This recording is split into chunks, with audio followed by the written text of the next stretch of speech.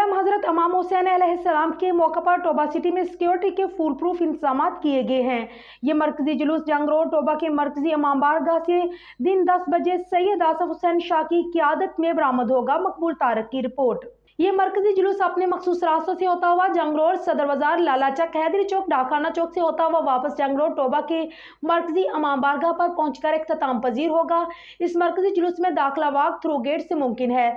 मरकजी जुलूस में दाखिल होने वाले हर शख्स की मेटल डिटेक्टर के जरिए तलाशी लेने के बाद दाखिल होने दिया जा रहा है। इस मरकजी जुलूस की तरफ आने वाले हर रास्ते को खारदार और बैरियर लगाकर बंद कर दिया गया है।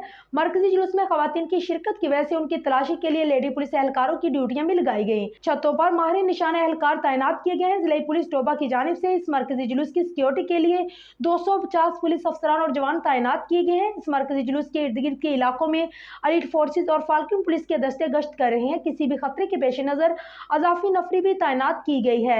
इसी मरकजी जुलूस की अहमियत के पेश नजर DPO टोबा सैयद करार हुसैन शाह, SHO थाना city Toba inspector Fayyaz Hussain Cheema, PRO SC Mohammad Ataullah police की बारी नफरी के हमरा जुलूस के साथ मौजूद हैं। जबकि इसी मौका पर सीनियर साफी मकबूल तारक, मोहम्मद अफसल खतरान, हाजी गुलाम रसूल भट्टी, राशिद खान और मुश्ताक अहमद भी मौजूद हैं।